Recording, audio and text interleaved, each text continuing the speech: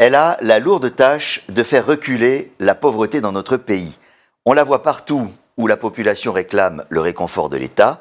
La ministre de la Solidarité et de la lutte contre la pauvreté, Miss Belmondo Dogo, est l'invitée de Droit dans les yeux.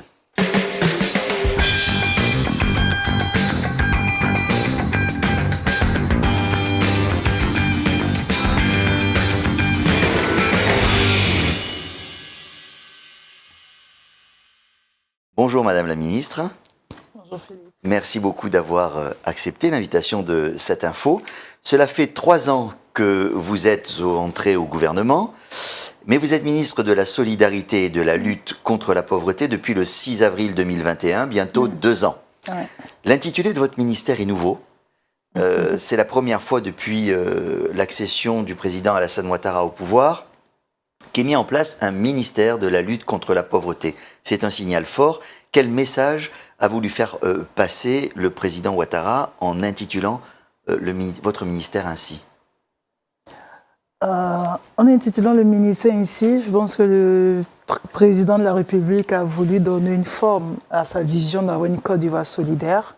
Avoir une Côte d'Ivoire solidaire, c'est redistribuer les fruits de la croissance. Et l'outil le mieux pour redistribuer cette croissance-là était de réduire la pauvreté en érigeant un ministère qui pourrait mieux adresser cette thématique. Pourquoi, à votre avis, il a fallu attendre 10 ans, 2 mandats, pour que ça vienne? Parce que cette priorité à la lutte contre la pauvreté, en réalité, elle existe depuis le début. Oui, en fait, la priorité a toujours été réduire la pauvreté, a toujours été une priorité pour le gouvernement depuis 2012, puisque le taux de pauvreté était, je dirais, à 51% en 2010 et 2011. Le gouvernement en a fait une priorité en réduisant ce taux-là par... On va y venir tout de suite. On va y venir tout de suite. Par plusieurs actions, mais il fallait d'abord reconstruire. Nous sortons d'une crise, il ne faudrait pas l'oublier ou l'omettre. La Côte d'Ivoire a connu de graves crises. Il fallait reconstruire la Côte d'Ivoire, repositionner ce pays là où il était et maintenant construire le capital humain. Et c'est ce que le président est en train de faire. Le facteur humain, c'est le deuxième pied sur lequel repose une politique nationale. Oui, raison pour laquelle, sur le volet social, beaucoup d'actions sont faites et nous avons plusieurs ministère qui adresse la thématique, puisque vous avez le ministère des Affaires sociales, vous avez le ministère de la Solidarité et de la lutte contre la pauvreté, pour dire que le volet social est une priorité du gouvernement. Alors, on va faire un état des lieux pour savoir exactement de quoi l'on parle. Je vais poser quelques questions précises. Alors, d'abord, comment est-ce qu'on définit la pauvreté ici en Côte d'Ivoire? Quel est le seuil de pauvreté dans notre pays? Définir la pauvreté, je dirais que la pauvreté est définie selon le lieu. Voilà. Parce que vous convenez avec moi que le pauvre d'Abidjan n'a pas les mêmes réalités que le pauvre de l'intérieur. La pauvreté, elle est multidimensionnelle. Il faut comprendre qu'elle n'est pas que monétaire. C'est vrai que généralement, quand on parle de pauvreté, on voit plus l'aspect monétaire. Il y a un seuil officiel qui est 737 francs. Mais si vous prenez le seuil, comment vous évaluez ce seuil en zone rurale? Donc 737 francs par jour, hein, c'est ça? Ça dépend. 935 francs jour, ça c'est le seuil pauvreté. 935. Et 335 francs pour l'extrême pauvreté. Mais vous convenez avec moi qu'en zone rurale, le planteur ou le paysan en zone rurale, c'est pas qu'il n'arrive pas à se nourrir. Parce qu'il a sa plantation, ou il part à la chasse, ou il part à la pêche. Il n'y a pas d'eau, il n'y a pas d'électricité, il n'a pas de latrine, il ne peut pas écouler sa production. Il est pauvre. Mais en ville... Mais il mange. Il mange. Il est pauvre, mais il mange. En ville, celui qui est pauvre, il a certainement, on va dire quoi, un endroit où dormir. Il peut avoir... l'école est gratuite, il peut mettre son enfant à l'école. Mais en retour, il aura des difficultés pour se nourrir. C'est pourquoi je dis, la pauvreté, c'est selon le lieu et donc la zone. On n'est pas pauvre exactement de la même manière si l'on habite en ville ou si l'on habite à la campagne. Juste, le taux de pauvreté, on peut avoir un taux national, mais lorsqu'il est décliné par région, par sous-préfecture, nous n'avons pas le même taux de pauvreté. Le taux de pauvreté de la région du Go est différent de celui de la région du Tchologo, du Bafi, ou celui du Tongpi. Justement, vos services ont établi une cartographie de la pauvreté dans le pays. Est-ce qu'il y a des régions qui sont plus touchées Ou est-ce que c'est plutôt la région sud, enfin le Grand Abidjan, qui est le plus touché? La dernière étude, en fait, nous sommes basés sur, l'année passée, l'étude qui a eu lieu, nous sommes basés sur le recensement de 2018. Nous sommes basés sur l'étude des ménages de 2018.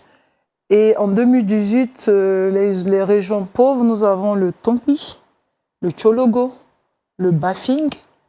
Nous avons aussi le Bunkani.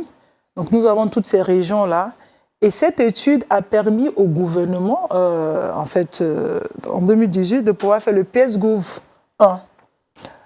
Donc, en 2023... PSGouv 1, vous pouvez rappeler ce que c'était? Le programme social du gouvernement. Merci.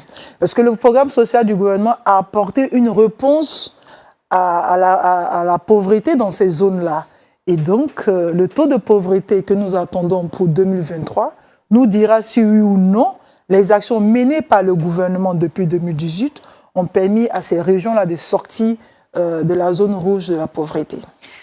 Donc je reviens juste un tout petit peu sur l'aspect ville-campagne. C'est plus difficile d'être dans une situation constatée de pauvreté en ville qu'en zone rurale. Oui, et ça je peux l'affirmer parce que quand vous regardez la zone d'Abidjan, le Grand Abidjan, les quartiers précaires d'Abidjan, les populations qui y vivent ont plus de difficultés à se nourrir que le pauvre qui se retrouve en zone rurale. Et le taux de pauvreté, comme je l'ai dit, n'est pas le même. Le premier poste en termes de dépenses de l'Ivoirien, c'est l'alimentation. Oui. C'est l'alimentation. Il est plus difficile de se nourrir dans les grandes villes que dans les petites villes ou dans les villages. À partir de quel moment on estime qu'on est sorti de la pauvreté? Je parle en termes de revenus, où on peut en dire qu'on rentre un petit peu dans la classe moyenne. Pas évident. Non, pas que c'est pas évident, puisque ce sont les études qui nous permettent, nous, ministère de la solidarité et de la lutte contre la pauvreté, de dire si oui ou non, tel ménage dans telle zone sont sortis de la pauvreté ou de l'extrême pauvreté. C'est vrai que la dernière étude nous a permis de savoir que sur une échelle de 100, nous avons 70% des ménages bénéficiaires des filets sociaux qui sont sortis de la pauvreté. Donc on sort de la pauvreté selon quels critères? Qu'est-ce qui permet de dire on est sorti? On est sorti lorsque, pour la zone urbaine, on est sorti lorsqu'on arrive à se prendre en charge, à se nourrir, lorsqu'on arrive à subvenir aux besoins de ses enfants. Comme je l'ai dit, la pauvreté, c'est le manque d'accès, aussi le manque de nourriture. Donc, pour la zone, je parlerai plus de la zone urbaine. En zone urbaine, pour quelqu'un qui est sorti de la pauvreté, c'est quelqu'un qui peut se prendre en charge. C'est ça. Et alors, à cette zone-là, maintenant qu'on a vu un petit peu comment est-ce qu'on peut définir cet état, combien en Côte d'Ivoire on considère qu'il y a de personnes pauvres dans le pays? Je pense que pour ce chiffre-là, nous allons attendre les résultats des différentes études. Puisque les études sont en cours avec les derniers chiffres du recensement, parce que si je vous dis un chiffre, je risque de vous donner un chiffre de 2018. Voilà, un chiffre de 2018. Oui. C'est les derniers chiffres oui, ce sont disponibles. Ce sont les derniers chiffres, mais je préfère attendre parce que pour 2018, nous sommes à 39%. De pauvres en Côte d'Ivoire. Donc, si on reprend les statistiques officielles, on avait depuis 10 ans 51,5% en 2011. Après 44 en 2015. 44,4% en 2015 et 39,4% en 2018. En 2018. Et qu'est-ce que vous espérez ou qu'est-ce que vous voudriez pour dire on est sur une bonne tendance pour les statistiques de 2022? C'est pas moi, c'est le gouvernement. C'est la vision du président. Pour le président de la République, sa vision était de réduire la pauvreté à moins 20% d'ici à 2030. Le gouvernement, le Premier ministre a voulu accélérer les choses pour que ce soit à moins 20% pour 2025. Nous espérons y arriver. Donc ça veut dire que là, si on passait il faudrait passer de 39% en 2018. Tournons autour de 20%, je veux dire. Vous pensez qu'on pourrait déjà tourner autour de 20% là? Je ne me prononce pas. Comme je vous l'ai dit, les études sont en cours. Je ne me prononcerai pas sur sur ce taux, mais c'est l'objectif du gouvernement d'atteindre ce taux. Ça veut dire que si, quand on compte le taux de pauvreté diminue dans le pays, admettons le dernier en date c'était 39,4%, ça veut dire que les 12% qui sont sortis de la pauvreté, ils ont trouvé un travail par exemple? Pas forcément. Ou c'est uniquement, ils ont reçu des aides suffisantes? Pas forcément un travail. Là, vous allez m'amener à parler de mes programmes. Doucement, on va y venir. Oui. Voilà. Pas forcément, parce que celui qui sort de la pauvreté, c'est pas forcément qu'il a eu...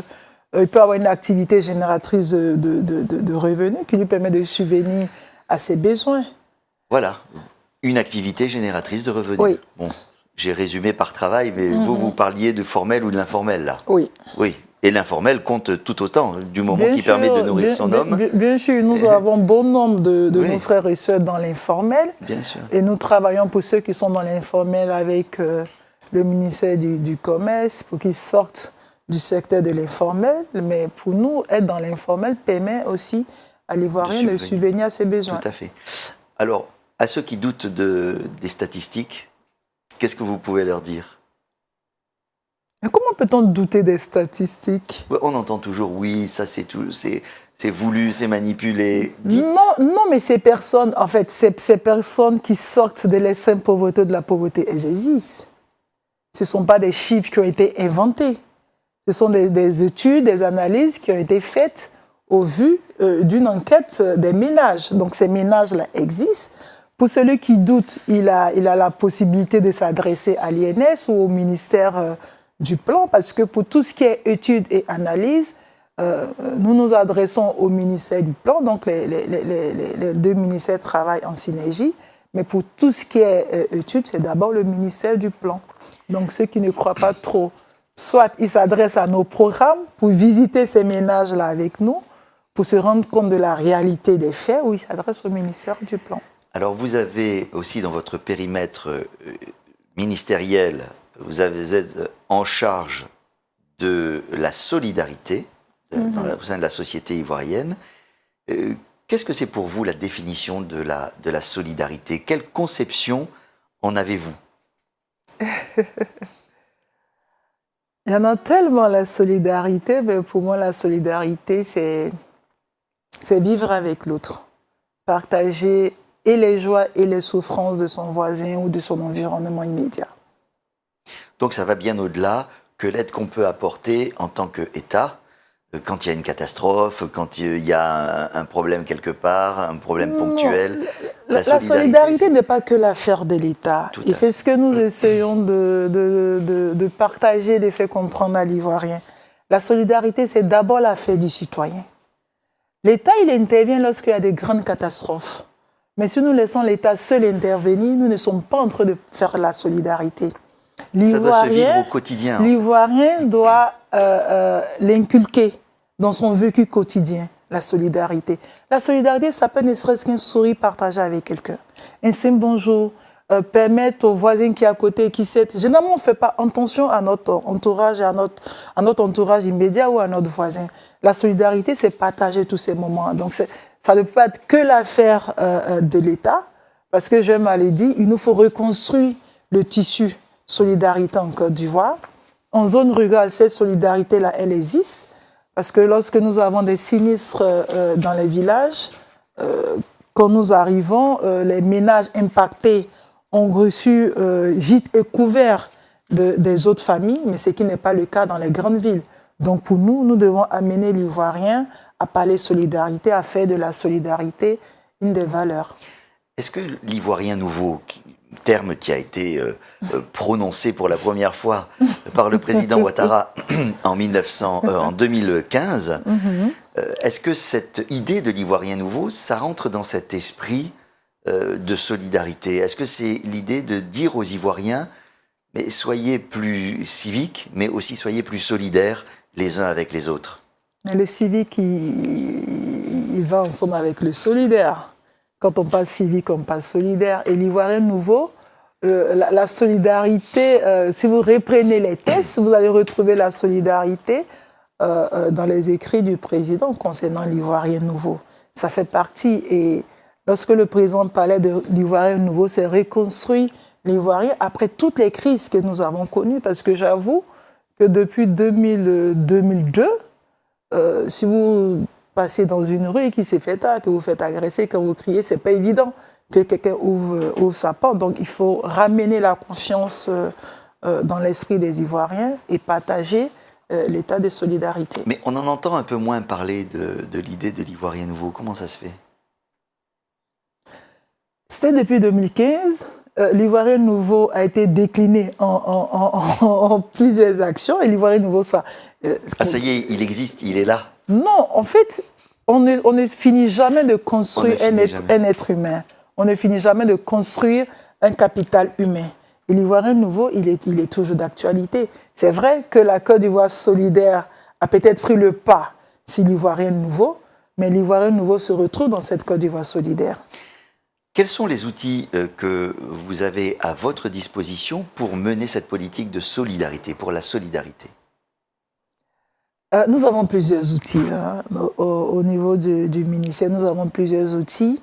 Mais l'outil que nous avons mis en place l'année passée est le dimanche de la solidarité, que les Ivoiriens aiment bien, qui nous permet de visiter des ménages pour partager soit des moments de joie ou apporter la compassion du gouvernement. En termes de solidarité, nous avons aussi l'Observatoire de la cohésion et de la solidarité. Quel est son rôle? C'est un organe d'alerte. On pourrait se poser la question, mais comment est-ce que la ministre fait pour savoir tout ce qui se passe au plan national? C'est grâce à cet organe-là qui, chaque jour, nous fait le point de tout ce qui se passe sur l'étendue du territoire. Et au vu des remontées des informations, nous décidons d'intervenir à un endroit ou un autre. Donc, nous avons cet organe-là qui nous permet de travailler avec efficacité, qui nous permet de répondre aux attentes des Ivoiriens. Et puis, nous avons aussi le Fonds de la solidarité qui nous permet de répondre aussi aux besoins, aux urgences et aux besoins des Ivoiriens. D'accord. Madame la ministre, nous avons vu tout à l'heure dans la première partie que la pauvreté a baissé sensiblement. Dans un pays où le train de la croissance est visible, les transformations sont visibles, comment est-ce qu'on fait pour ne laisser personne ou essayer de ne laisser personne sur le bord du chemin ou sur le quai de la gare pour reprendre l'image du train? Pour ne laisser personne sur les quais de la gare ou au bord du chemin, le gouvernement a mis en place plusieurs programmes qui permettent d'avoir des bénéficiaires, des programmes qui durent 2 à 3 ans. Selon le programme, nous avons le programme des filets sociaux, 36 000 chaque 3 mois sur 3 ans. C'est 36 000 francs. Hein. 36 000 francs. On donne 36 000 francs à une famille. Ça peut paraître peu. Tous les 3 mois. Sais. Oui, mais quand on n'a rien. C'est vrai que souvent, je l'entends, on ne donne que 30 000. Je voudrais rappeler que dans la sous-région, et même au-delà de la sous-région, la Côte d'Ivoire je pense que est premier en termes de transfert monétaire parce que nous donnons 36 000. Mais ce n'est pas que le volet monétaire dans le programme des filets sociaux. Nous avons des mesures d'accompagnement, les formations, les sensibilisations. Nous savons tous que les ménages vulnérables ou qui vivent dans la pauvreté se sentent très loin de l'état civil. Donc nous sensibilisons ces ménages à la déclaration des naissances. Nous les sensibilisons à la formation en compétences de vie, au budget familial, parce qu'on ne fait pas que le transfert. Comment on les forme? Comment on les sensibilise? Ben, nous les regroupons par zone. Il y a d'abord le ciblage des bénéficiaires qui est fait. Le ministère travaille le programme des filets sociaux en phase de la sélection de 100 000 nouveaux ménages pour les ajouter aux 227 000 ménages qui existent déjà. Alors, je prends l'exemple. Ça fera 327 000. 327 000. Qui suivent ce programme de filets sociaux. Ça veut dire qu'ils touchent les 36 000 francs. 36 000 chaque 3 mois pendant 3 ans. Et ils bénéficient d'un suivi. D'un agent communautaire. Donc, nous avons le suivi en formation, compétences de vie, budget familial, activité génératrice de revenus. Parce que l'objectif, ce n'est pas de les maintenir dans la pauvreté, les amener à sortir de l'état de pauvreté. Donc, nous les formons à cela. Et pendant qu'ils sont dans le programme, nous les incitons à avoir une activité génératrice de revenus. Mais en réalité, l'activité génératrice de revenus, ce n'est qu'à la fin. C'est-à-dire à la 3e année, un montant leur remis pour leur permettre d'avoir une activité génératrice de revenus. Mais nous Remboursable? préférons, nous, non remboursable. Tout cet argent, il est non remboursable. Mais nous préférons, nous, pendant qu'ils sont dans les programmes, les inciter à avoir l'activité génératrice de revenus. Et nous les mettons aussi en AVEC. C'est-à-dire? AVEC, c'est vrai que l'ancienne dénomination, c'était Association villageoise d'épargne et de crédit. Mais le ministère a changé la dénomination parce que les AVEC se retrouvent maintenant en ville. Donc maintenant, c'est Association de valorisation d'entraide communautaire. Puisque Et là, ça consiste en un prêt? c'est pas un prêt. C'est pas un prêt. Je dirais pas un prêt. L'AVEC, c'est entre 20 et 30 personnes que nous mettons ensemble. Et ces personnes-là, chaque semaine, décident elles-mêmes de cotiser entre 500 et 2500 sur 9 mois ou 12 mois. Ça dépend de la forme de l'AVEC. Mais ils ont une caisse. Et la caisse permet aux bénéficiaires d'être solidaires. Vous avez la caisse de solidarité qui permet aux bénéficiaires d'assister les naissances, d'assister les bénéficiaires qui ont des deuils. Ou dans certains villages, le constat que nous avons fait, cette caisse a permis aux planteurs de ne pas mettre en gage leur plantation ou leur maison. Et vous avez la caisse de l'épargne. Puisque l'argent est gardé sur 9 mois ou 12 mois, ça permet aux bénéficiaires de faire des prêts, mais à taux réduit. Et ce sont les bénéficiaires qui fixent le taux des prêts. D'accord.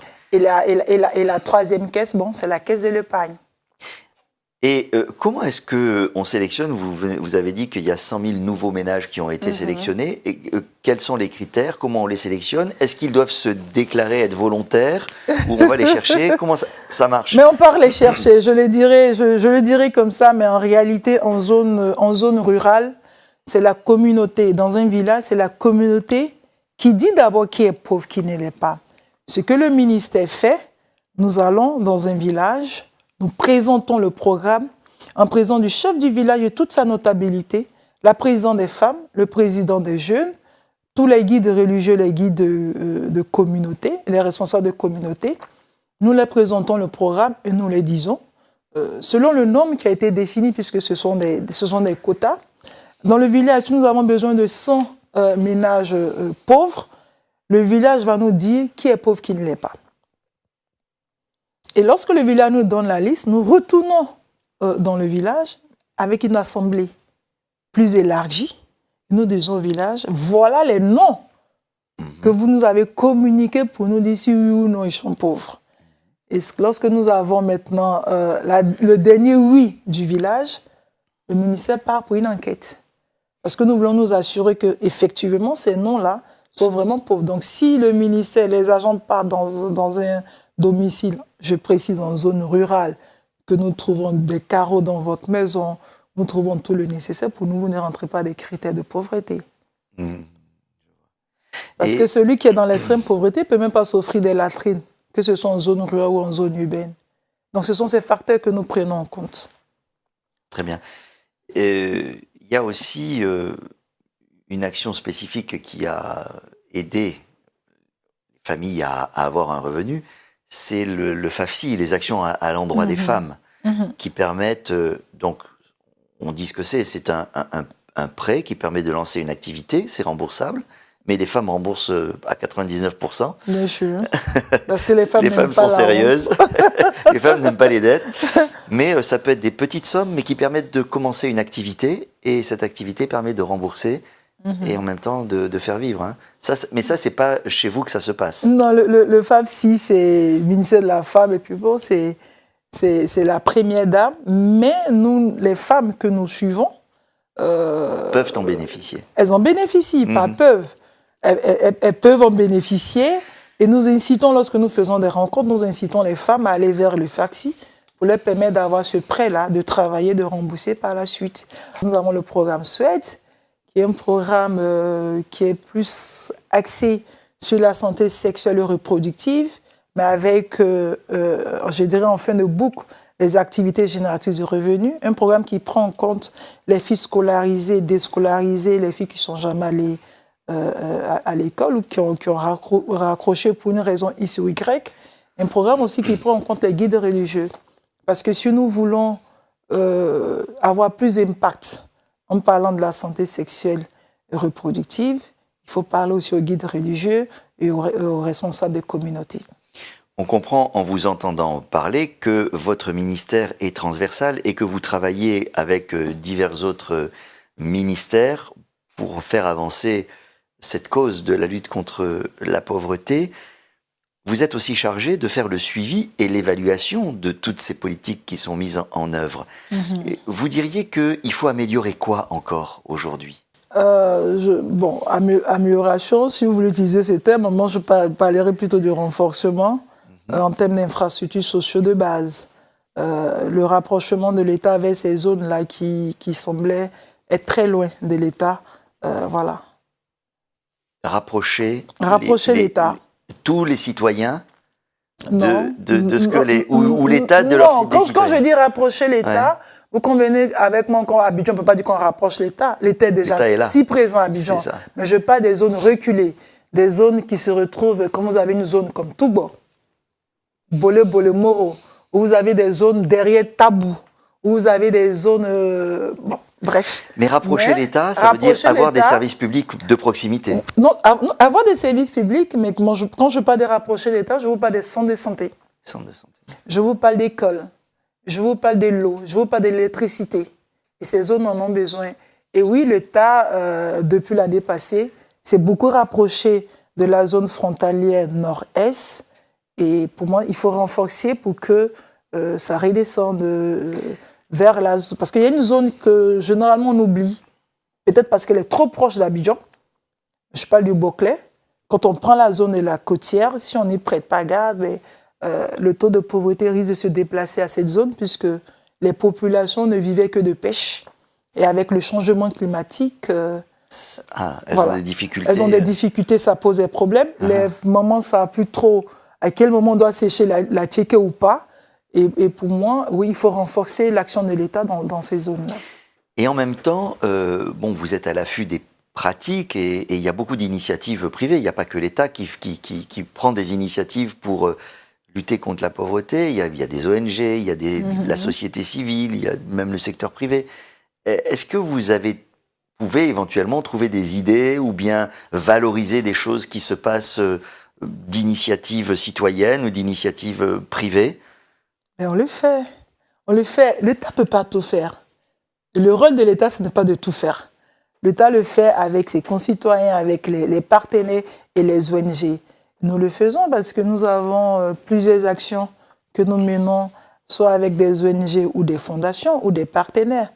Tout ce que le ministère fait, ce n'est pas que l'État, c'est avec des partenaires. Donc nous avons des partenaires sur certaines thématiques que nous adressons. Et nous encourageons surtout le secteur privé à mieux adresser la question de la solidarité parce que je reste convaincue que le secteur privé peut apporter un plus à la Côte d'Ivoire en termes de solidarité, de lutte contre la pauvreté. Alors parlons un peu solidarité encore.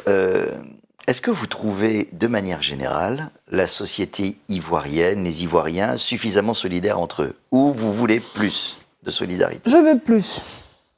Pour moi, je veux plus. L'Ivoirien est solidaire, je le dirais en zone rurale, oui. Au vu de l'expérience, de la petite expérience que j'ai de ce ministère, en zone rurale, oui, la solidarité est une réalité, les valeurs sont restées.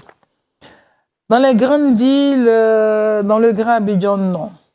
L'Ivoirien n'est pas si solidaire que ça. Chacun est un peu dans sa case. Ce que je souhaiterais est que nous sortions de tout ce qui est buzz. Comme le nom l'indique, le buzz, c'est peu de temps et après ça passe. Il faut vraiment faire de la solidarité une valeur et l'inculquer dans notre vécu quotidien. L'Ivoirien n'est pas solidaire. On lit dans les documents du gouvernement que sa vision stratégique à 2030, c'est de mettre l'homme au cœur des préoccupations de toutes les politiques publiques. Comment est-ce que ça se traduit, ça, concrètement ? Mais ça se traduit parfaitement. Quand vous regardez aujourd'hui le programme du gouvernement, l'homme, il est présent dans tout ce que nous faisons. On peut même regarder partie de la Covid. Le gouvernement, dès les premières heures de la Covid, a pris des mesures pour permettre à l'Ivoirien de ne pas trop ressentir, je dirais, cette crise-là. Effectivement, contrairement à d'autres pays, la Côte d'Ivoire a mieux réagi. Et cela a été fait mais pour la personne humaine, pour l'Ivoirien. Et c'était pareil pour la crise en Ukraine. Quand on regarde un peu... Les conséquences de la guerre avec laquelle nous n'avons rien à voir ici, oui, mais quand ici, on regarde un peu le voisinage, on peut dire oui, la Côte d'Ivoire est logée à la bonne enseigne. Des mesures ont été prises pour ne pas que l'Ivoirien ressente l'impact négatif de tout ce qui se fait dans le monde. Comment est-ce que vous voyez, vous, ou comment rêvez-vous la société ivoirienne dans 10, 20 ou 30 ans? Une Côte d'Ivoire solidaire. C'est-à-dire tout le monde s'aime? Non, pas que tout le monde s'aime. En fait, je pense que vous êtes en train de faire une mauvaise lecture de la solidarité. Non, j'essaie de vous blaguer un peu. Mais dans 20 ans, mon rêve et mon souhait est que tout ce que le président a construit profite à l'Ivoirien et que sa vision profite à chaque Ivoirien, que réellement la Côte d'Ivoire soit solidaire, parce que en termes de solidarité, comme je m'en l'ai dit, ce n'est pas que les sacs des riz que nous donnons. Mais vous, en tant que responsable de société, vous pouvez nous prendre des stagiaires, recruter des personnes. C'est tout aussi la solidarité. Et pour moi, dans 10 ans, dans 20 ans, en termes de solidarité, nous devons être, je dirais, sur le même palier que l'Italie, qui est un pays où la solidarité est réellement une réalité. Merci Madame la Ministre, on s'approche tout doucement de la fin de cette émission. Je voudrais vous présenter une jeune femme qui s'appelle Hélène Beckett. C'est une jeune artiste, elle est slameuse, et elle est sensible évidemment aux questions liées à la pauvreté, et elle a tenu à écrire pour vous un petit texte qu'elle va maintenant déclamer. Hélène? Ce n'est pas nous, mais la vie qui pèse. Pour se lever chaque jour et de contempler le même soleil qu'hier, on a décidé de vivre de manière solidaire. Alors nos mères partent au marché chaque matin, mais demandent des ingrédients aux voisins, parce qu'on a appris à partager même avec rien. Chez nous, on peut être rassasié même en ayant le ventre vide. Les édentés font un magnifique sourire. Les manchots donnent un coup de main parce que sans un centime, on est des milliardaires. Parce que sans un centime, on est des milliardaires. Grâce à votre concept du dimanche de la solidarité, vous nous montrez qu'on soit PDG ou ouvrier, personne n'est oublié. Vous apportez des litres d'espoir qui étanchent la soif de bonheur de toutes ces personnes dont vous partagez la joie, les peines et même leur histoire. C'est ainsi que, grâce à vous, on peut être rassasié en ayant le ventre vide. Les édentés font un magnifique sourire. Les manchots donnent un coup de main parce que sans un centime, vous nous rendez milliardaires. Parce que sans un centime, vous nous rendez milliardaires. Merci Hélène. Oui. Ça vous fait réagir, Madame la Ministre? C'est joli. Oui, c'est joli. Et puis, elle vient de traduire tout ce que j'attends de la solidarité. Elle vient de le dire en quelques mots. Tout ce que j'attends de la solidarité. Cette Côte d'Ivoire solidaire à laquelle le président rêve. Et elle a dit, avec un sourire, on peut apporter beaucoup. On peut apporter un geste. On n'a pas besoin d'être si riche pour aider l'autre. Et quand on est pauvre, on peut rester digne dans sa pauvreté. Donc, elle vient de le dire en quelques mots. Merci à vous, Madame la Ministre. Merci d'être venue dans les studios de cette info. Je vous dis à bientôt. À bientôt. Merci de votre attention. À la prochaine fois.